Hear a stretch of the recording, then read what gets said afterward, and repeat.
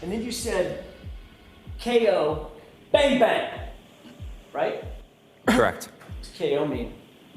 Knockout. Was that a threat? Yes. These are threats of physical violence, right? Correct. You're not threatening to hurt their feelings or send them a mean text, right? No. You're threatening to kick their ass, right? Correct. To get physical, right? Yes. To ball up your fists and beat the shit out of them. Can you answer that? Will you answer that, please? Yeah, can you repeat the question? Probably shouldn't.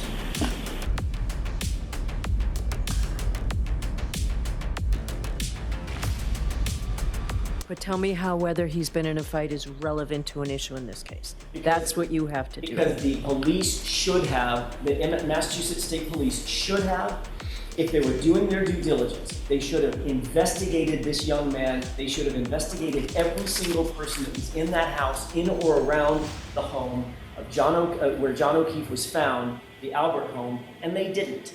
They did nothing to investigate whether or not there was someone in the house who tended to fight, who wanted to get in physical altercations, who had a propensity to get in physical altercations, who was a fighter by nature, who threatened to fight, who threatened violence.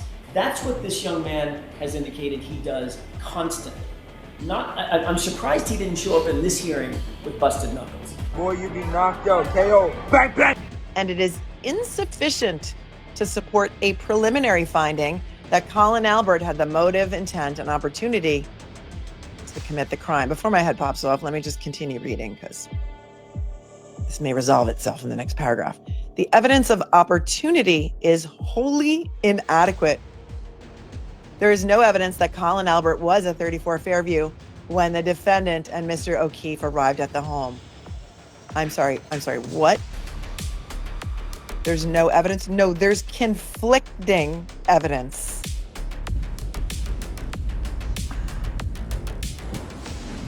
Really, dude? Come on. What's up, man? Really? Really? What? What? I can't just go get food at my dad's store. We're just going to see going to dinner. We're going to see if McCarthy. What's the big deal?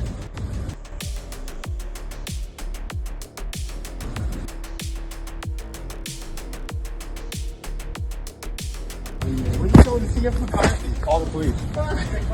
We're just going to dinner. Bro, chill out. So about what time would it have been that you left? 12:10. Just because every one of Colin Albert's relatives say that he left that house at 12:10 doesn't make it true, Your Honor.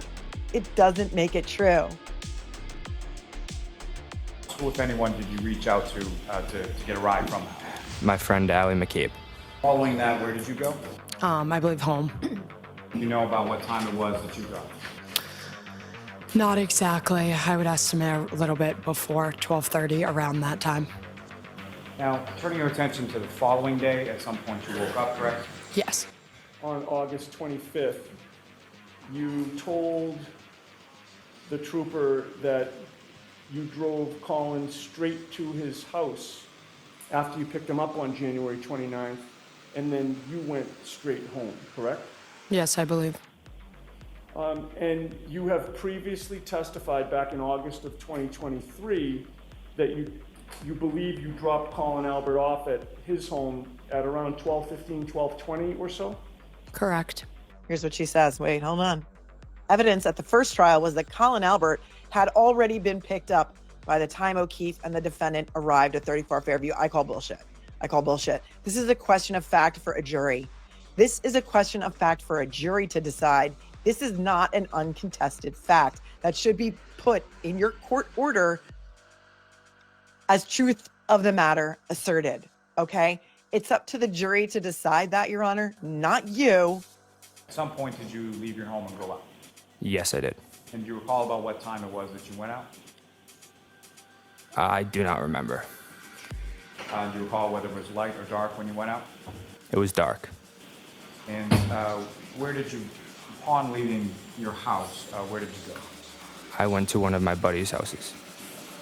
And that buddy, what was his? Mike. How you got from your house to Mike's house, do you recall how you got there? No, I do not remember. Let me ask you this, did you walk, did you drive, did you get a ride? I got a ride. Do you recall who you got a ride from? No. Colin Albert didn't remember anything about anything except for he left at 12:10. There's conflicting evidence about who he passed in the foyer. Aunt Coco and Uncle Bri Bri. When you say you went to your uncle's house, which uncle's house did you go to? My Uncle Brian. Why did you go to your uncle's house that night? It was my cousin Brian's birthday, so I went over to celebrate for a little bit with him. And do you know how old your cousin Brian Albert Jr. was turning on that night? I do not know.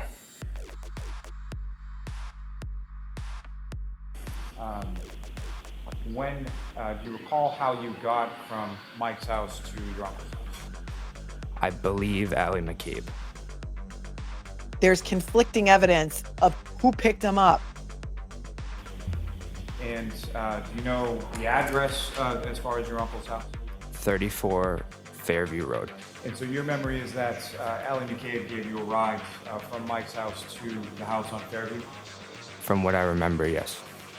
And within the kitchen area of the house, who, if anyone else, was present in the kitchen? From what I remember, my cousin Brian, Emily Fabiano, Sarah Levinson, and Catherine Duty, from what I remember that night. Okay, there's Mr. Duty. He just closed the doors. I would like to ask Mr. Duty a question, actually. Come in. Hi, Mr. Duty? Yes, sir. My name's Eden. I'm good, thank you. How are you, sir? I'm good, thank you. I just had a quick question about the town. Have the police spoken with you at all about the Karen Reed investigation? I'm in the middle of a meeting. Okay. I'm really sorry. Do you know why your daughter's name was misspelled in the police report by Michael Proctor? I don't. Have you ever met Michael Proctor? I have not. You didn't know him at all beforehand? No. Okay, and you have no reason No. to know why her name would be misspelled? I don't. Did she leave before John got there? That's what I'm told. Okay. All right, thank you All for right. your time. Okay, Appreciate take it. care. Thank you. Protocol as far as when you come home, where do you go sort of first thing when you walk in? I always tell my mom and my dad that I'm home and usually go up to their bedroom, give them a hug goodnight, tell them I love them, and then go down to bed. Why do you think the whole town is the way that they are? You're supposed to represent the town. Flavor of the week, right? Okay. You know that he was arguing. You're supposed to be a representative of this town. That's the chairman of the Board of Selectmen right there. He's not a chairman. Or whatever he is. He's on the He's Board of a one. Selectmen. They're not from Canton, so they're not allowed to I'm walk in the street. And did you do that on that occasion? Yes. So sort of immediately when you come home, you go right up to your parents' room? Yes. And when you got up to your parents' room on that particular evening, was both your mother and your father in their room? Correct. And you had that sort of exchange that you described before? Yes. And so your bedroom is then located downstairs from where your parents' bedroom is? Yes. And if you know about what time was it that you came into the house? I want to say around 12:20. You never called an investigator to say, hey, I have a copy of a screenshot of a text message conversation that I had with Colin Albert, correct? No, it wouldn't have been relevant at that time, Okay. I believe, because Colin was not at the house and wasn't introduced as being there until later. Why nobody mentioned him as being in the house at any point that night? Because remember, they rattled off a whole bunch of other people that were in the house that night that weren't around by the time John and Karen got there. They were named. Colin Albert never was. Ask yourself why. The jury should be able to ask themselves why. Did you have any idea where your parents were or what they were doing? I knew they were going out after the basketball game, but no, I didn't know. I have their Life 360. They have mine, so I wasn't sure though. And as far as the Life 360 goes, is that something that you sort of keep track of them or they keep track of you? It's more them keeping track of me. There's conflicting evidence of Allie McCabe's Life 360 data. What time do you say that you arrived at home? I'm not sure. Before around 12:30ish. Okay. At 12:26 a.m. on January 29th, you left home again, right? Objection, Your Honor. Did you leave home? I don't know. I don't remember. Okay. All right. And at 12:26 a.m. and 12 seconds, you arrived at the Canton High School, correct? No. On January 29th of 2022, At 12:26 and 55 seconds, you completed a 1 mile drive where your top speed was 43 miles per hour, right? I don't believe so. And then at 12:26 and 55 seconds on January 29th, you left Canton High School and arrived at home on January 29th of 2022 at 12:29 and 28 seconds, correct? I do not know. And then after arriving home again on January 29th of 2022 at 12:29 and 29 seconds, you completed a 12-mile drive on January 29th of 2022 at 12:31 and 22 seconds, did you not? No. And then you left home on January 29th of 2022 at 1:08 and 15 seconds, right? I don't believe so. And ultimately, you went through the home bubble and the Canton High School bubble, and you arrived at Canton High School on January 29th of 2022 at 1:28 in the morning in 8 seconds. Can I see what you're referring to? Sure.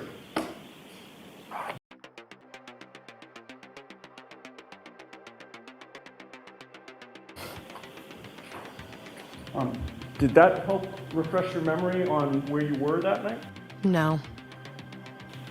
Do you still dispute that you went straight home and didn't leave there? Objection. Sustained.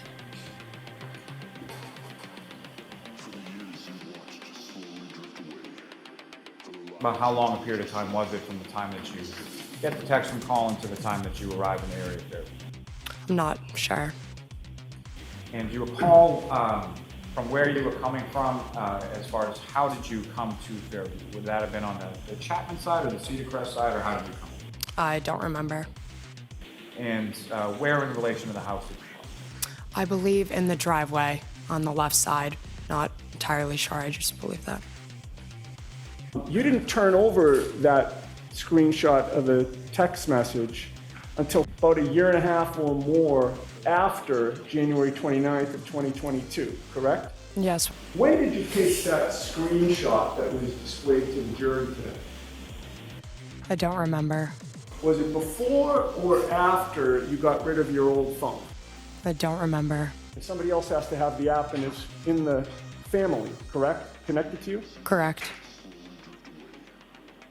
And with regard to, just going back to the messages for a minute, do you know that it's not like you can edit it, right? I mean, the most that you can do is what we saw on the other photo. When you provided them that screenshot, did they say, hey, by the way, can I look at your phone to see if it's on there? Objection. I'll allow that. Did they say that to you? I don't remember. But in any case, you never physically showed them your phone, right? No. In addition to not asking you to see your new phone, they also did not ask you to do an extraction of your new phone, correct? Correct. And at some point in time, you realized that you'd have to be a witness in this case and have the unfortunate incident of having to talk to me, right? Objection. I'm going to see counsel at sidebar for just a minute on this. All right, counsel wanted to see me at sidebar? You don't need to be seen at sidebar, Your Honor, but I do need to be seen about an incident from yesterday. Like to be heard? Well, yes, I would. Okay, I'll hear you. What is it about? Your Honor, we are not only renewing our objection to the alleged harassment evidence that came in yesterday, but we're specifically moving to strike that testimony and specifically asking the court, before we get started today, to instruct the jury that they are to disregard that evidence. And I wanted to point out to the court that it is our view, we didn't even come close to opening the door to that evidence. I had just asked the witness if she had turned over those text messages to the state police when she spoke to them on August 25th of 2023. I've asked every witness when was the first time that they spoke to the state police. That was the first time Allie McCabe spoke to the state police. None of that conversation had anything to do with harassment whatsoever. It was strictly related to the death of John O'Keefe and the investigation of John O'Keefe. I stayed completely clear of any discussion of harassment whatsoever. I only focused on the federal grand jury and the approach by the state police on August 25. I opened no door. I didn't even approach the door. And yet, that evidence came in. It led to a moment where, that Mr. Larry, I believe, has been waiting for, which is for a witness to break down on the stand and feel sorry for themselves to gain sympathy before this jury. It was prejudicial to our client. It's prejudicial to our defense. It is error, and we're asking the court to correct it. All right, what do you say, Kamala? Your Honor, counsel absolutely opened the door as far as the questioning was concerned. It was not just the characterization of the questioning is just simply inaccurate. As far as the questions that were posed to the witness, it was more geared towards why, implying that the witness only provided this after testifying at the other proceeding or being questioned about it in that environment, and that's the only reason that she had these messages, and why hadn't she turned these messages over earlier? And that is in direct response to the harassment that that witness and her entire family, as well as Mr. Albert, had sustained as a result of actions by several different parties, including counsel. So for those reasons, it was proper. There was nothing, I don't think it was more than 5 minutes of testimony concerning it, and it was because counsel opened the door to it. All right, so Ms. Gianetti, I remember clearly the lines of inquiry that you initiated. So I disagree with you in the strongest way possible. You've made your record. Your motion's denied. Thank you, Your Honor. Speculative at best? No, I would submit to you that is exactly why all that evidence should come in, so that the jury can decide why everyone is lying. You saw the July 18 date, Yes. 2023? Yes. Does that refresh your recollection that that was the first time you were interviewed by the Massachusetts State Police? Correct. May I approach, Your Honor? Yes. Thank you.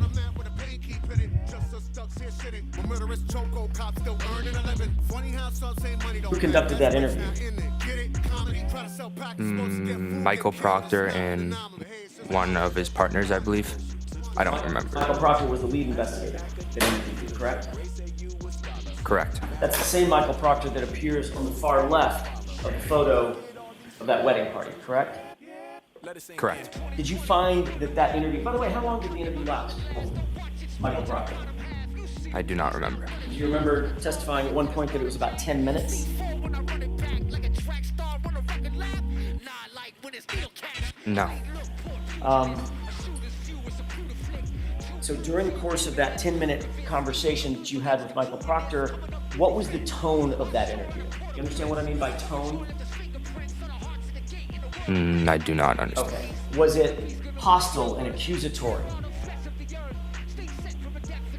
Not that I remember, no. Was it antagonistic or confrontational? Can you use different words, please? Sure. Baby won't have it back. Look at that. Run them jewels fast. Run them jewels fast. You gotta be fucking losing too. Was he being mean? No. Okay. He was being nice, right? Professional, I'd say. Yeah. Because you've known him almost your whole life, right? Yes. The interview was comfortable. Correct. You didn't feel like you were on the hot seat. No. Michael Proctor's partner, a man by the name of Yuri Buknik, you know that name? Yeah. He contacted you and said he wanted to talk about your text messages, correct? I don't remember. Do you remember that you told Yuri Buknik when he asked about the text messages, you did not have the screenshot anymore, you sent it to your father, Chris? I don't remember that. Do you recall telling Yuri Buknik if he wanted to get the screenshot, you weren't going to give it to him, he'd have to get it from your dad? Do not remember that. You remember Trooper Buknik agreeing with you and saying, sure, I'll just call your dad and get it from him? Don't remember that. You don't remember giving, you certainly don't remember ever giving Trooper Buknik a copy of that screenshot? No, I don't remember. Because you didn't, did you? I do not remember. But you did give it to your dad, right? I do not remember. Do you remember anything about this case? Objection, Your Honor. I'll withdraw. Are you in that photograph? Yes, Which person are you? in the middle.